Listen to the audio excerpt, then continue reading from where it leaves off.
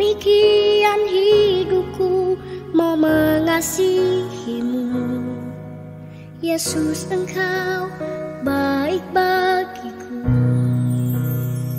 Sampai akhir ku menutup mata, ku tetap setia menanti janjimu. Sampai ku dapatkan mahkota kehidupanku, ku tetap setia, ku melayanimu.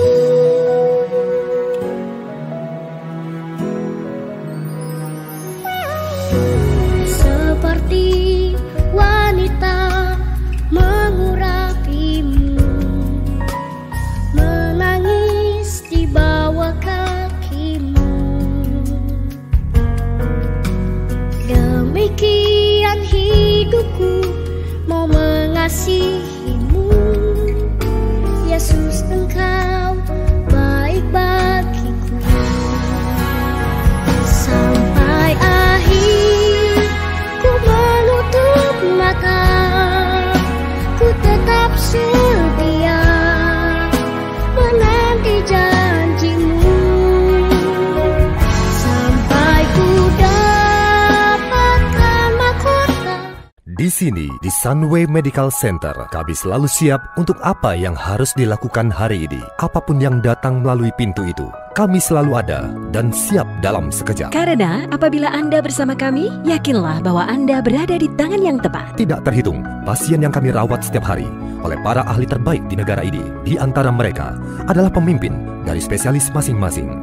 Langkah pertama menuju pemulihan selalu yang paling sulit untuk dilakukan. Namun kami akan berada di sana di setiap langkahnya. Sunway Medical Center dilengkapi dengan teknologi medis paling canggih di negara ini. Memberikan prosedur medis dari para ahli, mulai dari perawatan kanker hingga berbagai operasi umum dengan pendekatan minimal invasif. Menghapus akar masalah kesehatan Anda segera dengan presisi dan efektivitas. Semua demi kenyamanan pasien, sehingga mereka dapat sembuh lebih cepat, beristirahat dengan baik, dan lebih singkat tinggal di rumah sakit. Kami ingin mendapatkan pasien kami kembali berdiri dan kembali ke kehidupannya. Tidak perlu mengeluarkan biaya untuk menyediakan peralatan rehabilitasi yang canggih, karena kesembuhan tidak ternilai harganya. Pusat keunggulan kami yang lengkap selalu mudah diakses lewat ujung jari Anda. Setiap unit diperlengkapi untuk memenuhi setiap kebutuhan spesifik Anda, memberikan mereka perawatan primer terbaik yang kami tawarkan. Sunway Medical Center juga merupakan bagian integral dari kota pintar yang terus berkembang, mendapatkan pengalaman yang berbeda.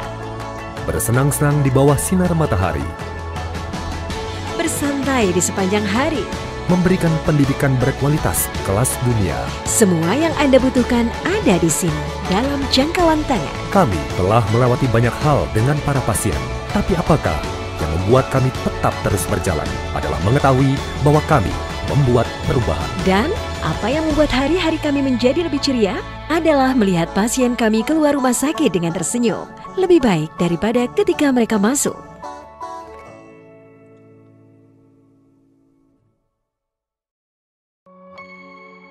Salam sejahtera. Hari ini saya akan mempersembahkan kepada Anda proyek terbaru kami di Melaka, The Seal. Tahun 2019, The Seal memperoleh penghargaan One Belt One Road Initiative di China dan satu-satunya perwakilan Malaysia dalam konvensi properti tersebut. The Seal didirikan di atas lahan reklamasi seluas 11 hektar lebih yang terletak di Kota Laksamana, Melaka dengan status lahan perniagaan. Desain arsitektural yang ditampilkan memperlihatkan 9 bangunan utama yang berdiri di atas sebuah landasan, menggambarkan 9 layar terkembang yang menggerakkan bahtera di tengah laut. Pada bagian yang menjadi landasan seluas kurang lebih 100.000 meter persegi, akan menjadi pusat perbelanjaan terbesar di Melaka, diperuntukkan sebagai pusat perbelanjaan bagi barang-barang bermerek luar dan dalam negeri. Total ketinggian masing-masing menara adalah 255 meter, yang terdiri dari 61 lantai. Di lantai 59 dan 60 pada bangunan utama terdapat The Moon, sebuah teater dengan layar 360 derajat. Di dalamnya Anda dapat melihat keadaan ruang angkasa kemanapun mata memandang, juga menampilkan suasana hutan maupun di kedalaman lautan seperti keadaan yang sebenarnya. Dengan menggunakan teknologi visual terkini dari Panasonic, pemandangan apapun yang Anda inginkan dapat ditampilkan secara sempurna di sini. Bagian teratas menara dipersiapkan untuk restoran dan bar yang menyediakan berbagai jenis makanan dan minuman dari seluruh dunia. Di lantai 15, terjajar melingkar kolam renang terpanjang di dunia sepanjang 460 meter. Anda dapat berenang dari satu bangunan ke bangunan lain tanpa halangan sambil menikmati pemandangan Selat Melaka. Kesembilan bangunan utama ini dibagi atas 3 peruntukan. 3 bangunan diperuntukkan sebagai kondotel, kondominium dengan pelayanan berstandar hotel berbintang. 3 bangunan lagi diperuntukkan bagi hotel mewah bintang 5, dan 3 bangunan lainnya diperuntukkan bagi perkantoran. Pelaksanaan pembangunan ini dibagi dalam 6 tahap. Pembangunan tahap pertama adalah galeri pemasaran berdesain songket emas. Pada bangunan seluas hampir 8.000 meter persegi ini, terdapat 10 unit ruang pamer dan restoran. Dan pada bagian depan desain arsitektur ini juga dilengkapi dengan teknologi visual dari Panasonic, yang pada malam hari akan menampilkan kekayaan budaya Melaka, sekaligus menjadikannya lokasi objek wisata bagi para turis. Dan sekarang, mari kita kembali ke atas, tepatnya ke lantai 59 dan 60, yang didesain menjadi sebuah jembatan berbentuk cincin yang menghubungkan ke 9 menara, serta menciptakan konsep globalisasi yang disebut Unity Skyring. Kami mempersiapkannya bagi orang-orang dari berbagai negara, dan saat ini telah bergabung dengan kami antara lain dari Hong Kong, Beijing, Shanghai, dan Jepang. Terlihat dari sisi luar, seperti inilah penampakan keseluruhan Unity Skyring yang menakjubkan. Taman bertajuk Sky Garden yang indah terletak di lantai 15, yang juga terdapat sebuah aula konferensi. Aula ini dapat menampung 4.500 orang untuk sebuah pameran, expo, bahkan konser besar bertaraf internasional. Sekarang saya akan bawa Anda kembali ke lantai dasar, menuju ke bagian belakang dari mega proyek ini. Di sini kami mempersiapkan 72 unit pertokoan 4 lantai yang dilengkapi dengan lift di setiap bangunan. Pertokoan ini dibagi dalam 3 tema budaya, yaitu Timur, Barat, dan Malaysia. Data statistik tahun 2019 menyebutkan bahwa sebanyak 18 juta turis datang ke Melaka setiap tahunnya. Lokasi wisata Jonker Street saat ini sudah sangat padat dan tidak akan dapat lagi menampung para turis. Oleh karena itu, kami bangun lokasi berlatar belakang kekayaan budaya Melaka bagi para turis tersebut. Bangunan berwarna putih ini merepresentasikan budaya barat yang diwakili oleh Portugis, Belanda, dan Inggris. Bangunan dengan warna yang lebih gelap merepresentasikan budaya timur yang diwakili oleh Jepang dan Korea. Dan bangunan berwarna merah ini tentu saja merepresentasikan percampuran kebudayaan Melayu, Cina, dan India, yaitu kebudayaan Baba Nyonya Malaysia. Selanjutnya, mari kita lihat proyek ini secara keseluruhan. Lanskapnya memiliki desain yang futuristik namun modern, yang memberikan esensi sebuah taman modern yang dirancang dengan memenuhi rasio Green Building Index. Proyek ramah lingkungan ini menerapkan sistem pengangkutan limbah otomatis melalui pipa yang digerakkan oleh udara dan dilengkapi dengan sistem penampungan air hujan. Desain kamar berstandar bintang 5 yang mewah ini menggunakan lantai marmer dengan tembok berhiaskan ornamen berwarna emas dan desain jendela yang lebar mengarah ke Selat Melaka. Dan seluruh kamar mandi didesain dan dilengkapi dengan perlengkapan yang memberikan kenyamanan dan keamanan terbaik dari merek-merek internasional seperti Toto, Kohler, dan Yale. Sebagai penutup, saya berharap penjelasan saya tadi dapat memberikan gambaran yang cukup menarik. Sekali lagi, saya ingin mengucapkan terima kasih atas waktu yang diberikan pada saya untuk mempersembahkan The Sail Melaka, kebanggaan era globalisasi. Terima kasih.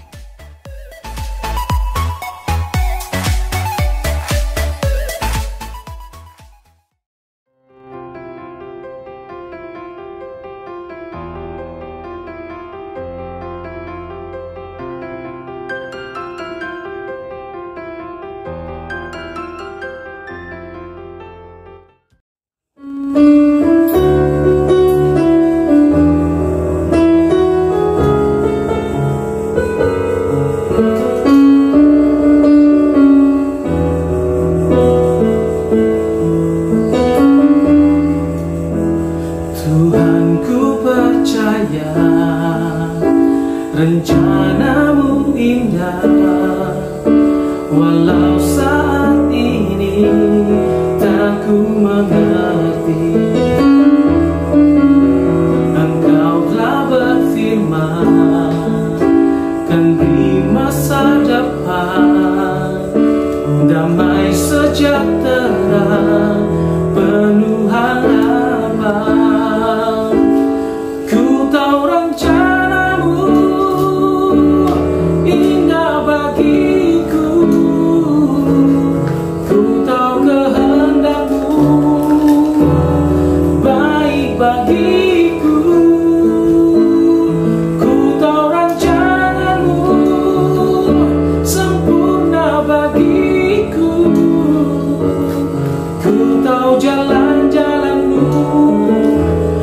terbaik bagiku.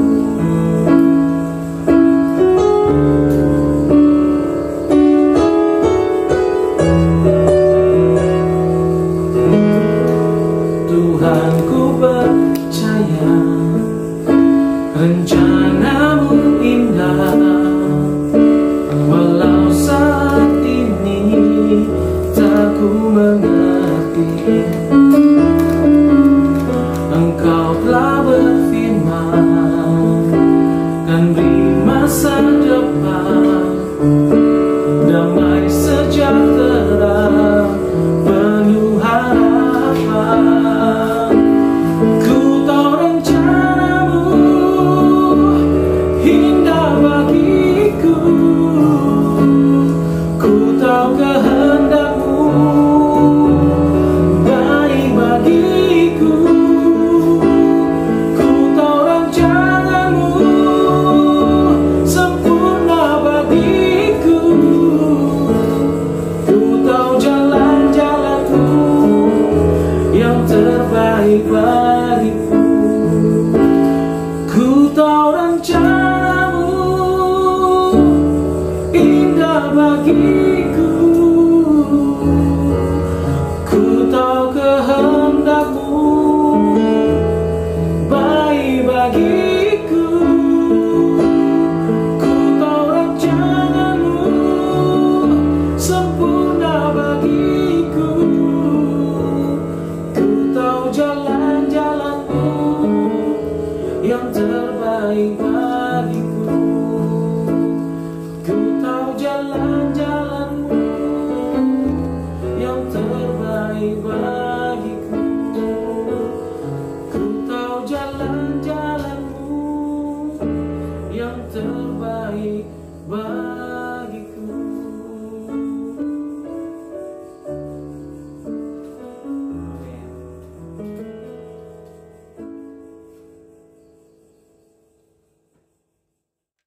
Haleluya saudara, shalom. Kita percaya hari ini adalah hari yang indah. Hari ini adalah hari yang penuh dengan mujizat. Hari ini adalah hari yang selalu diberkati Tuhan. Saudara terkasih di dalam nama Tuhan Yesus, percayalah bahwa Tuhan tidak pernah meninggalkan kita. Amin saudara. Yang penting dari kita, bagian kita adalah kita percaya, kita bersyukur, dan kita taat kepada Tuhan, dan kita setia sama Tuhan sampai kapanpun. Sehingga problem hidup, masalah apapun yang kita hadapin, percayalah ujung-ujungnya kita akan menang dari segala persoalan, permasalahan hidup kita. Kita bukan diciptakan untuk lari dari masalah, tapi kita hadapi masalah, dan kita percaya bahwa kita menang dari masalah itu. Keadaan dunia tidak karuan seperti hari ini, pandemi COVID, yang dimana beberapa negara bahkan lockdown, dan bahkan virus itu menyebabkan kematian. Bukan hanya kematian secara fisik, tetapi kematian secara rohani dan jasmani. Kematian dalam segi perekonomian, hidup yang tidak menentu, banyak PHK dan lain-lain. Tapi saudara, saya mau bicara kepada saudara bahwa Tuhan tidak pernah meninggalkan saudara. Tuhan selalu memimpin, Tuhan selalu menyertai saudara kemanapun engkau melangkah. Apapun masalah yang kita hadapi sekarang ini, percayalah, tetap berpegang teguh pada Tuhan. Bagian kita hanya taat, setia kepada Tuhan. Dan percayalah, Tuhan bukan menjanjikan kebahagiaan. Oh, kalau engkau ikut Tuhan pasti bahagia. No, yang Tuhan janjikan adalah penyertaannya. Sehingga percayalah, dalam kondisi apapun saudara, dalam keadaan apapun saudara, percayalah bahwa Tuhan tidak akan pernah meninggalkan saudara. Saudara akan dibawa semakin maju. Kita adalah kepala bukan ekor. Kita semakin naik bukan semakin turun. Asal kita taat dan percaya kepada Tuhan. Itu harga mati kita. Haleluya. Kalau saudara lihat di Alkitab, saudara lihat ketaatan Abraham yang luar biasa. Daud adalah hamba Tuhan yang diurapi Tuhan. Tuhan suka akan dia karena ketaatannya dia, karena dia percaya kepada Tuhan, melekat setiap hari kepada Tuhan. Haleluya. Saudara, percayalah bahwa sekali saya ngomong bahwa Tuhan tidak akan pernah meninggalkan saudara. Saudara hanya taat dan percaya kepada Tuhan. Tetapi saudara, saya mau berbicara sesuatu hal pada hari ini. Di dalam perjalanan hidup kita, terkadang kita mengalami namanya pasang dan surut. Kita mengalami namanya kita lagi down, apalagi keadaan seperti sekarang ini, kita down. Bahkan kita mungkin mulai jauh dari Tuhan. Kita tidak taat sama Tuhan. Saudara, hari ini saya akan berbagi cerita kepada saudara di dalam Alkitab. Bahwa di dalam Alkitab pun ada tertulis, ada menceritakan sejarah, ada menceritakan tentang kehidupan seorang hamba Tuhan yang luar biasa dipakai Tuhan, yang selalu melekat sama Tuhan, bahkan face to face kepada Tuhan. Tiap hari berjumpa dengan Tuhan, melihat kemuliaan Tuhan. Tetapi saudara, dia bisa jatuh dalam dosa. Yang harusnya bagi manusia, mata manusia tidak mungkin, karena dia sudah dekat sama Tuhan. Bahkan tiap hari dia berjalan bersama Tuhan, melihat gerak karya Tuhan yang luar biasa. Kalau zaman sekarang, dia adalah hamba Tuhan yang luar biasa, karena dia bisa berjumpa dengan Tuhan secara langsung. Dia belajar pada Tuhan, dia belajar langsung sama Tuhan. Tapi percayalah bahwa tokoh ini dia bisa jatuh dalam dosa. Tapi saudara, kalau orang yang taat walaupun dia jatuh dalam dosa, dia cepat berbalik, dia minta ampun kepada Tuhan, dan dia penuh dengan kemenangan. Tokoh ini bernama Petrus, saudara. Saudara tahu Petrus adalah murid Tuhan yang luar biasa. Dia adalah murid yang diberkati Tuhan, dan dia terkenal pemberani. Bahkan Tuhan pernah bilang begini, bahwa di atas batu karang ini aku akan mendirikan gerejaku. Petrus, batu karang yang teguh. Tetapi dia pernah mengalami namanya jatuh dalam dosa. Hari ini kita akan belajar tentang Petrus. Saya sekarang berada di sebuah kebun, di mana di sini adalah tempat peternakan ikan yang akan dijual. Sangat indah. Hari ini saya mau membagikan kepada saudara suatu peristiwa, satu kejadian di mana Petrus yang luar biasa itu bisa jatuh dalam dosa. Tapi orang yang taat sama Tuhan, walaupun dia jatuh dalam dosa, dia cepat balik.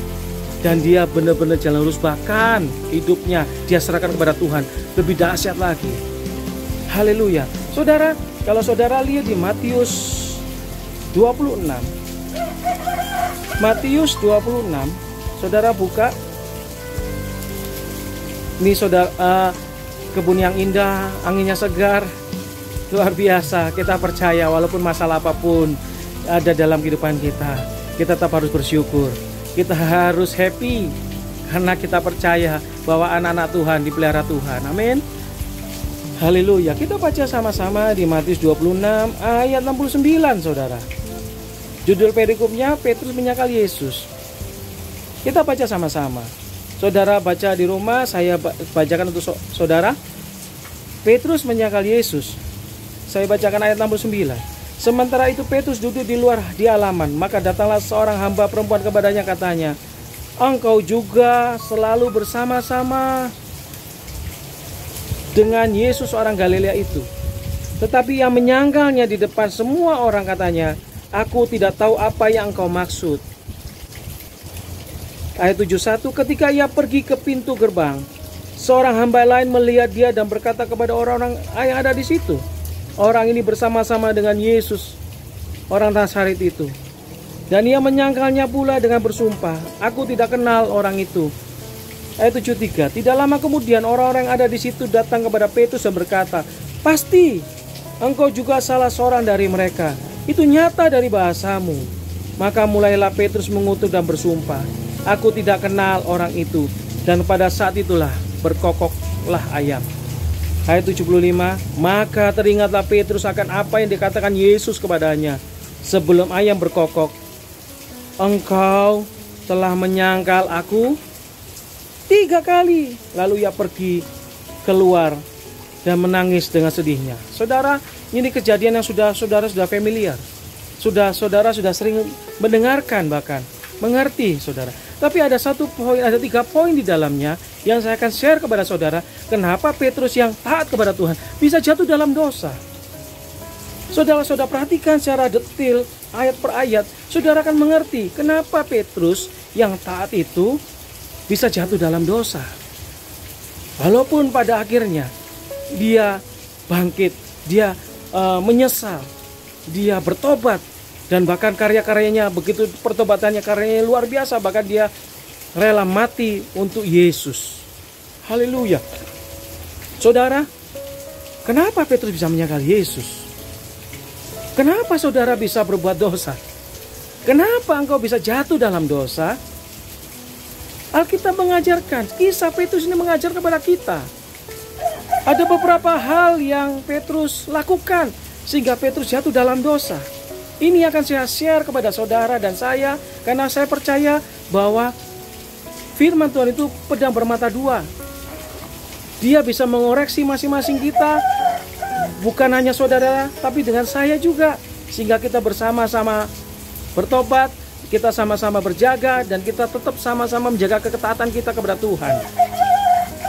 Ada beberapa hal yang dilakukan Petrus. Kenapa Petrus bisa menyangkal Yesus? Saudara, saya temukan di ayat 69. Awal mula kenapa Petrus bisa menyangkal Yesus adalah pada waktu Yesus ditangkap sama prajurit Romawi untuk disalibkan, dia bersama murid yang lain dengan gagah perkasa, jangan, aku tidak mau mundur. Bahkan dia hunus pedangnya dari prajurit, dia rampas, dia potong kupingnya Malkus sehingga putus, karena dia ingin membela. Luar biasa saudara.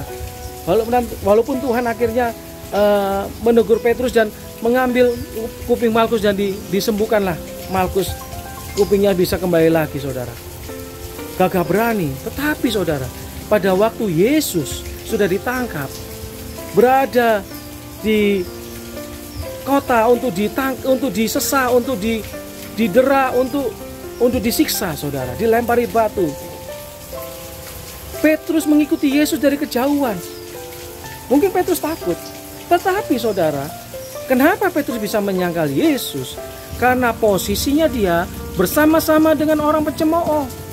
Karena posisinya dia berada jauh dari Yesus, hatinya jauh dari Yesus. Kenapa? Karena dia terintimidasi dengan keadaan sekelilingnya yang berbuat dosa, di mana dia berada di tempat halaman di luar, yang dimana banyak orang-orang yang mengejek, mengolok, bahkan melempar, meludahi Yesus. Dia ada di situ, sehingga pada waktu dia ditegur sama orang, ini adalah murid orang itu. Petrus bilang, saya tidak kenal. Mulailah dia menyangka saudara. Hal yang pertama saudara yang saya mau bagikan pada saudara yang taat dan percaya, saudara harus punya posisi yang tepat di hadapan Tuhan.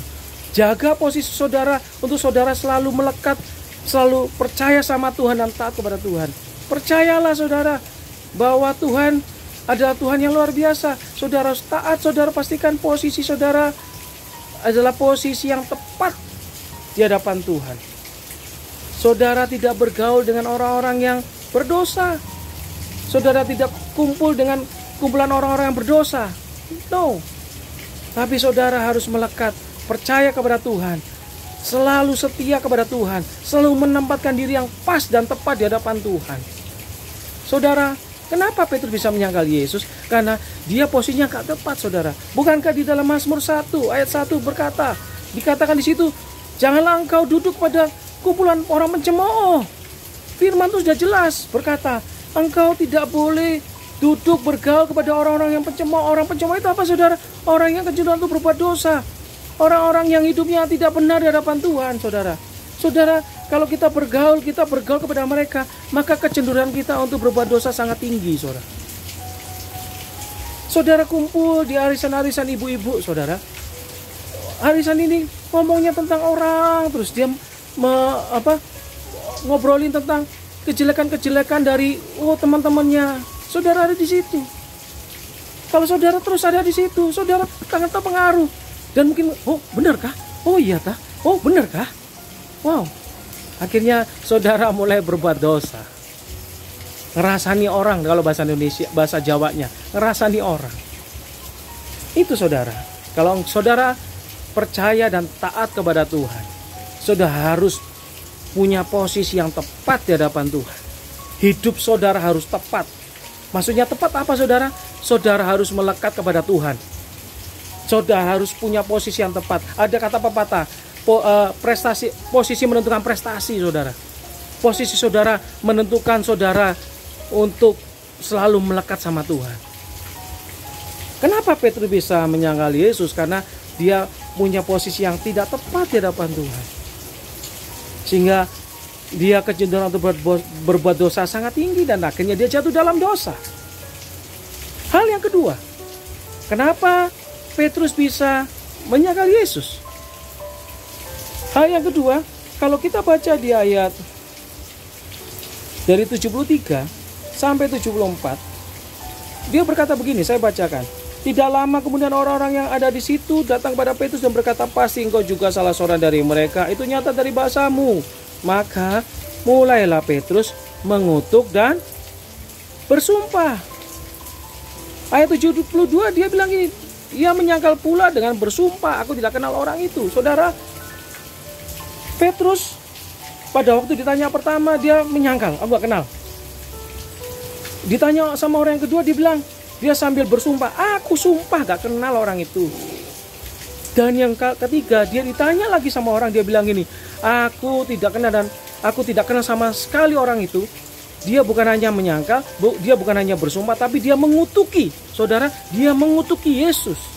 Ikut bersama dengan mereka, kumpulan pencemooh. Saudara, yang kedua, poin yang kedua adalah Yesus yang Tuhan yang luar biasa itu dikutuki sama Petrus. Petrus tidak berani berkata tidak terhadap dosa. Dia jatuh dalam dosa. Dia tidak berani berkata tidak terhadap dosa. Saudara, kehidupan apapun yang saudara alami, saudara harus berdiri tegak. Saudara harus berjalan lurus dan berani berkata tegas, aku tidak mau mengeluh, aku tidak mau berbuat dosa, aku mau tetap dekat sama Tuhan. Itu keputusan. Petrus tidak punya keputusan. Petrus terombang-ambing dalam keadaan di sekelilingnya. Dia tidak berani berkata tidak terhadap dosa. Saudara, keadaan sekarang ini tidak menentu. Keadaan sekarang ini sangat membuat kita jadi stres. Jadi bingung, banyak PHK. Teman-teman saya di kantor banyak di PHK, saudara. Proyek-proyek yang dari teman-teman saya banyak yang gagal. Stres. Tapi saudara, itulah keputusan saudara. Saudara harus punya keputusan yang tepat. Dan saudara berkata kepada diri saudara sendiri, aku tidak mau berbuat dosa. Aku mau bersyukur sama Tuhan. Keadaan apapun, aku akan berdiri tegak dan aku akan berjalan bersama Tuhan Yesus. Itu keputusan. Hidup adalah keputusan. Hidup itu adalah kepastian.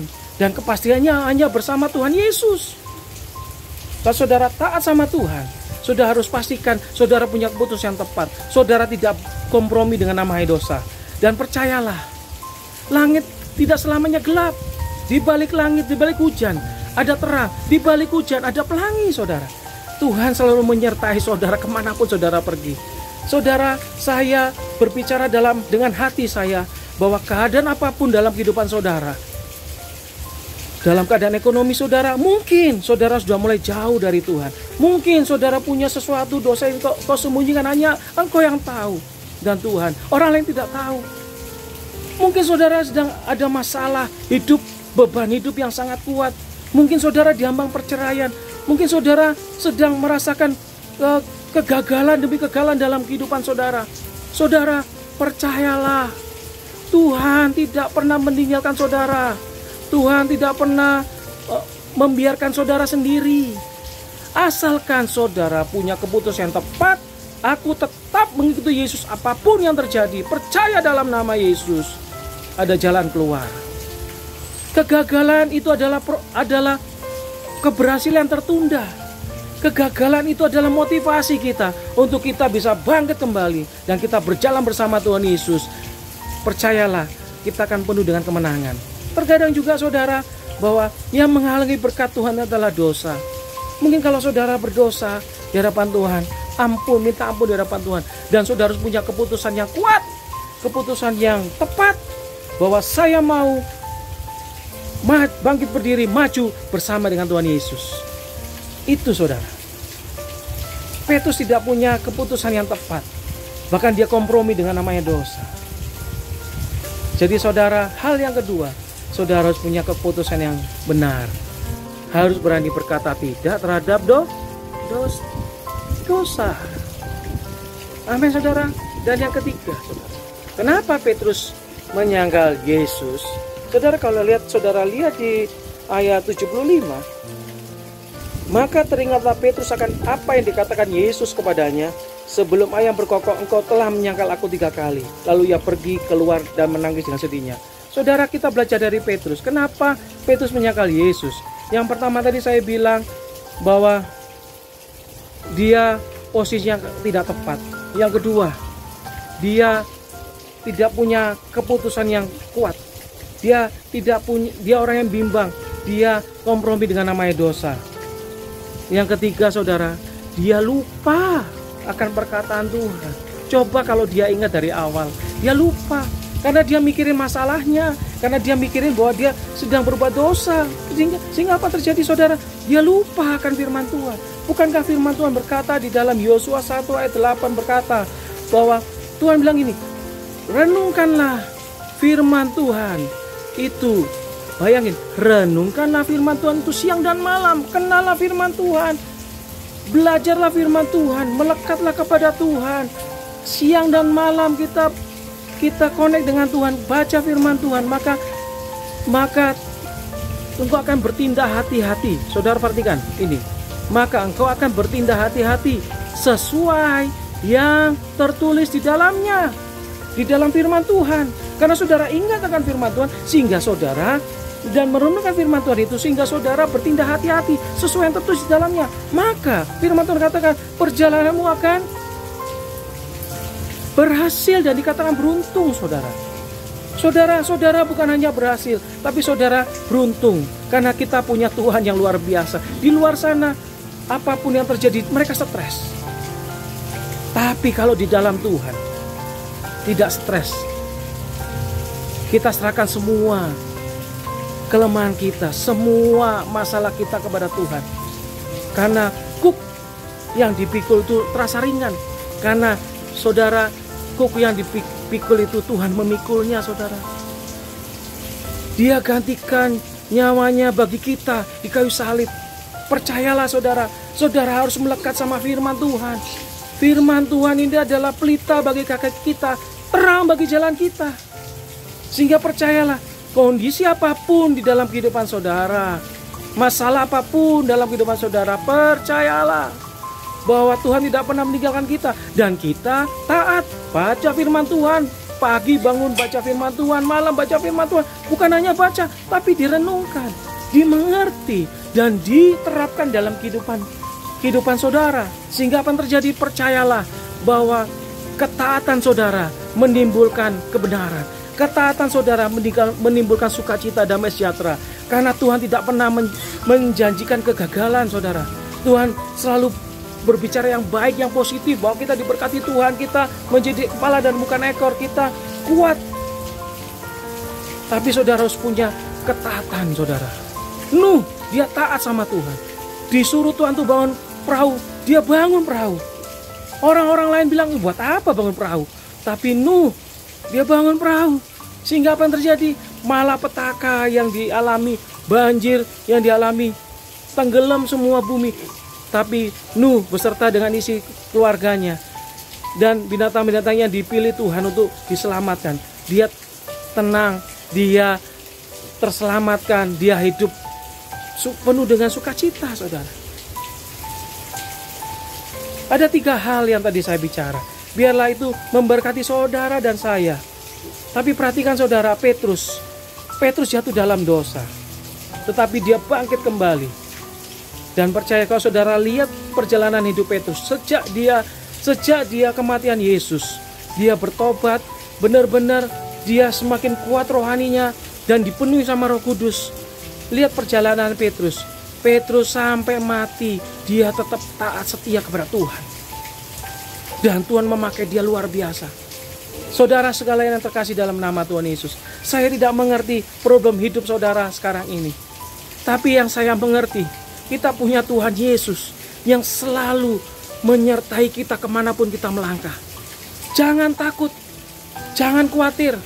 Bagian kita hanya taat, setia, taat, setia, taat, setia. Selamanya. Dan percayalah bahwa Tuhan selalu menyertai kita kemanapun kita melangkah. Haleluya. Anak Tuhan tidak pernah ditinggalkan sendiri, tetapi anak Tuhan selalu dipelihara oleh Tuhan. Saudara, saya adalah pendosa. Saya adalah orang yang gagal waktu dulu. Tapi saudara, saya belajar satu hal. Tuhan berkata bahwa aku tidak akan pernah meninggalkan engkau. Walaupun saudara kita jauh dari Tuhan, Tuhan tidak pernah meninggalkan kita. Kasih karunia-Nya tetap sama dulu, sekarang, dan sampai selama-lamanya. Pada waktu saya terhilang, Tuhan tetap tangan terbuka menerima saya kembali. Dan pada waktu saya dipulihkan, saya berjanji di hadapan Tuhan untuk saya menyerahkan hidup saya kepada Tuhan dengan sepenuh hati. Itu yang saya jalankan, saudara. Percaya bukan karena kekuatan kita, tetapi karena Tuhan yang menyertai kita, saudara. Saudara tahu anak bungsu dan anak sulung, saudara. Anak bungsu dia jauh dari Tuhan. Dia minta harta kekayaan orang tuanya, dan kemudian dia berjalan, dia meninggalkan orang tuanya, dan dia berfoya-foya, dan akhirnya dia jatuh miskin. Saudara perhatikan pada waktu dia kembali kepada Tuhan. Pada waktu dia kembali kepada Tuhan, kepada bapaknya menerima dia dengan segenap hatinya. Bahkan bapaknya tidak benci sama anaknya. Saudara, begitu juga saudara. Kita punya bapak yang baik. Saya mau beritahu satu hal. Engkau harus dekat sama Tuhan. Harga mati, saudara. Harga mati, saudara. Biarlah firman Tuhan ini memberkati saudara dan saya sekalian. Percayalah bahwa God never leave you alone. Tuhan tidak pernah meninggalkan saudara sendiri, tapi Tuhan selalu memberkati saudara, mengangkat saudara menuju ke suatu kemuliaan demi kemuliaan. Berkat Tuhan melimpah dalam kehidupan saudara. Percayalah saudara, ini tempat yang indah. Ada peternakan ikan di sini. Udaranya sejuk, saudara. Saya belajar satu hal, bahwa Tuhan sudah menciptakan semuanya indah. Semua indah.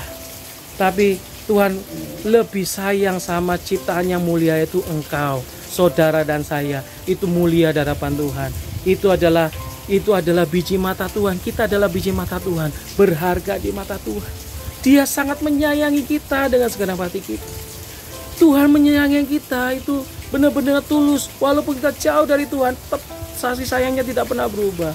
Jadi saya mau berbicara pada siang yang indah ini, siang ini yang indah, saudara, bahwa Yesus is a good. Yesus adalah yang terbaik di atas segala-galanya. Jadi ingat ya, poin pertama, atur posisimu. Kalau saudara tahu, kalau misalnya ini kan Piala Eropa, saudara, kalau Ronaldo tidak tepat, kenapa dia bisa juara? Kenapa dia bisa menjadi striker yang terbaik di dunia? Karena dia posisinya selalu tepat. Tepatnya bagaimana? Dia selalu tepat pada waktu dia gol, dia punya posisi yang tepat sehingga dia bisa menggiring bola dan gol. Karena posisinya tepat. Dia di depan gawang, atau enggak dia bisa membaca situasi dan dia bisa menggiring. Di depan dia bisa masukin ke gawang, gol. Coba kalau dia posisinya di ruang bangku cadangan, tidak mungkin dia bisa membuat gol. Jadi perhatikan, posisi saudara harus benar di hadapan Tuhan. Yang kedua, kalau Ronaldo, saudara, dia malas-malesan, dia tidak punya keputusan untuk dia berlatih dengan sungguh-sungguh, saudara, dia nggak akan menjadi yang terbaik. Dia ambil keputusan bahwa aku harus jadi yang the best. Bahkan kalau saya baca, saudara, kalau Ronaldo itu jam untuk dia latihan itu lebih banyak daripada rekan-rekannya sudah pulang, diambil keputusan saya mau tambah 1-2 jam untuk melatih dirinya. Itu saudara. Dan Ronaldo kenapa dia juga berhasil? Karena dia benar-benar mengasah skillnya. Dia mungkin baca, dia ngasah skillnya. Bahkan pola makannya diatur. Dia benar-benar teratur hidupnya. Saudara, kalau mau hidupmu teratur, baca firman Tuhan teratur. Bahasa Jawanya, baca firman Tuhan iku dengan teratur ya. Baca firman Tuhan. Bukan hanya sekedar baca, tapi dipraktekkan. Haleluya. Terima kasih saudara sekalian. Biarlah firman Tuhan ini memberkati saudara sekalian. Dan percayalah bahwa Tuhan tidak pernah meninggalkan kita sendiri saudara. Tetap percaya, tetap taat, tetap setia, keep strong. Badai pasti berlalu. Terima kasih Tuhan. Saya akan berdoa untuk saudara. Tutup mata saudara di hadapan Tuhan. Saya akan berdoa kepada saudara. Saya percaya melalui dunia maya ini saudara, dunia YouTube, dunia Facebook, dunia layar ini, saya mau berdoa kepada saudara. Saya percaya di dalam nama Tuhan Yesus. Angkat tangan saudara di hadapan Tuhan. Tuhan, saya berdoa di dalam nama Tuhan Yesus. Kami punya Tuhan yang selalu menyertai kita semua. Kami percaya Tuhan Yesus yang sakit disembuhkan, yang berbeban berat dipulihkan, dan kami percaya dalam nama Tuhan Yesus masalah boleh ada dalam kehidupan mereka, tapi hamba-Mu berdoa di dalam nama Tuhan Yesus bahwa mereka pasti keluar sebagai pemenang. Masalah boleh ada, tapi mereka punya Tuhan Yesus yang selalu menjamah mereka semua Tuhan. Kami berdoa Tuhan untuk semua yang mendengarkan siaran ini. Kami percaya dalam nama Tuhan Yesus bahwa sekali Yesus tetap Yesus sampai selama-lamanya. Ketaatan, kesetiaan selalu menyertai kami Tuhan. Dan kami mau menjadi anak-anak Tuhan yang luar biasa. Berkati Tuhan acara ini, berkati semua yang mendengarkan Tuhan. Tuhan tidak pernah meninggalkan kita semua. Terima kasih Tuhan Yesus. Terpujilah Engkau Tuhan. Kami punya Tuhan yang sangat luar biasa. Hanya di dalam nama Yesus Kristus. Haleluya. Amin. Terima kasih. Tuhan Yesus memberkati saudara sekalian. Amin. Kita berdoa bersama-sama. Saya sedang perjalanan di kota Manado. Tapi kita sama-sama berdoa. Percayalah bahwa doa orang benar besar kuasanya. Kita harus hidup benar di hadapan Tuhan. Mari kita berdoa. Tuhan Yesus, terima kasih Engkau sudah memberikan kami tanah air yang indah, Indonesia, dan khususnya juga di Malaysia Tuhan. Kami berdoa di dalam nama Tuhan Yesus bahwa Presiden kami Jokowi dan seluruh aparat negara agar diberikan kesehatan, kekuatan, perlindungan, dan kebijaksanaan dalam menjalankan tugas. Segala peraturan-peraturan yang diberikan semuanya semata-mata untuk kepentingan rakyat Tuhan. Dan kami juga berdoa Tuhan untuk Duta Besar Bapak Hermono dan staf KBRI Tuhan. Berikan kesehatan, kekuatan, hikmat, perlindungan, penyertaan selalu, sehingga pada waktu mereka mengambil segala satu keputusan apapun semata-mata untuk kepentingan rakyat. Dan kami percaya bahwa semuanya boleh terjadi menurut kehendak-Mu dan rencana-Mu yang indah bagi kami Tuhan. Dan juga hamba-Mu berdoa Tuhan, kami berdoa untuk kelancaran total lockdown Tuhan di fase 1 Malaysia, terutama di MKO pada tanggal 3 sampai 16 Juli di beberapa tempat di KL dan Selangor. Kami percaya dalam nama Tuhan Yesus bahwa Engkau adalah Tuhan yang selalu menyertai kami kemanapun kami melangkah Tuhan. Dan kami percaya Tuhan bahwa virus corona ini Tuhan bisa teratasi di dalam nama Tuhan Yesus. Kami percaya dalam nama Tuhan Yesus bahwa anak-anak Tuhan selalu disertai dan dilindungi oleh Engkau ya Tuhan. Terima kasih Tuhan. Kami juga berdoa untuk kelancaran PPKM darurat pada tanggal 3 sampai 20 Juli di 2021 di Jawa dan di Bali Tuhan. Tidak ada yang mustahil bagi Engkau Tuhan. Engkau sanggup melakukan salah satu perkara apapun masalah yang kami hadapin Tuhan, bahwa kami punya Tuhan yang selalu memimpin dan menguatkan kami dan memberikan kami jalan keluar, dan kami keluar sebagai pemenang Tuhan. Apapun yang kami hadapin semuanya kami bisa tetap survive sampai pada akhirnya kami bisa merasakan keajaiban Tuhan yang luar biasa dalam kehidupan kami. Berikanlah kekelancaran PPKM darurat ini Tuhan, biarlah Tuhan selalu menyertai kami. Juga kelancaran pengurusan dokumen Tuhan di Malaysia Tuhan, kesuksesan vaksin di Indonesia dan di Malaysia Tuhan. Apapun yang kami hadapin, pekerjaan Tuhan, kami percaya kami pasti mendapat kebaikan, pertolongan dari Engkau Tuhan. Makasih Tuhan, berikanlah juga pemulihan dari perekonomian dan kesejahteraan bagi bangsa Indonesia dan Malaysia juga Tuhan. Kami percaya bahwa berkat-Mu melimpah juga kedamaian bagi antar umat beragama di kedua negara ini Tuhan. Kami percaya bahwa Engkau adalah Tuhan yang ikut campur di dalamnya, mendatangkan kebaikan Tuhan. Tuhan, juga ada beberapa kami yang sedang sakit dari jemaat ini, ada yang sakit Tuhan, ada yang masih menjalani proses pengobatan akibat kecelakaan dan tekanan darah dan syaraf di kepala dan dapat berjalan dengan baik sehingga dapat menerima vaksin. Dan kami percaya roh kesembuhan selalu menyertai. Kami percaya bilur-bilur-Mu yang menyembuhkan Tuhan, dan kami percaya bahwa jemaat ini sembuh dalam nama Tuhan Yesus. Begitu juga ada yang menderita hipertiroid yang menyebabkan kegangguan di jantung dan autoimun, yang ada juga beberapa yang sedang menderita, ada beberapa orang yang sedang menderita sakit kepala Tuhan. Kami percaya dalam nama Tuhan Yesus ada roh kesembuhan, bilur-bilur-Mu yang menyembuhkan, dan kami percaya dalam nama Yesus dengan iman kami bahwa kami sudah sembuh dalam nama Tuhan Yesus. Terus kami juga berdoa Tuhan untuk perlindungan untuk para dokter medis, tenaga medis, staf laboratorium, staf RS, cleaning service, petugas penguburan, staf ambulans, dan semua yang bekerja keras dan berkehendak baik dalam menanggulangi COVID-19. Kami percaya bahwa Engkau menjadikan mereka kuat, perlindungan-Mu nyata, dan biarlah mereka tidak terserang penyakit apapun, mereka menjadi kuat di dalam nama Tuhan Yesus.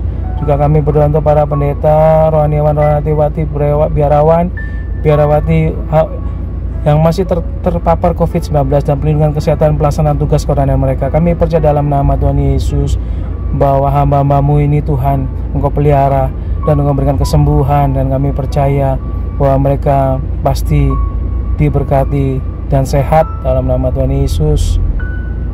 Dan untuk penanggulangan COVID-19 sila berjalan dengan baik, bisa berjalan dengan aman, lancar, dan tertib Tuhan, sehingga semuanya bisa melakukan yang terbaik Tuhan untuk menangkal semua COVID ini Tuhan yang sedang beredar di antara kami. Kami percaya, kami tolak semuanya di dalam nama Tuhan Yesus. Roh kesembuhan ada dalam kehidupan kami, dan biarlah semuanya bisa berjalan dengan baik dan benar. Dan untuk keluarga kami ya Tuhan Yesus, perlindungan untuk para lansia Tuhan, anak-anak cucu yang bersekolah atau bekerja baik di dalam maupun di luar negeri. Ada beberapa yang di Australia, di Singapura, di Malaysia, dan di USA Tuhan yang sedang mencari pekerjaan. Kami percaya Tuhan Yesus pada waktu hidup kami benar mengasihi Tuhan, Engkau selalu memimpin dan menyertai kami kemanapun kami melangkah. Kami jadi terang dan kami diberkati untuk menjadi berkat bagi banyak orang. Kami percaya apapun yang kami lakukan Kau buat semuanya berhasil. Kami menjadi kepala dan bukan ekor.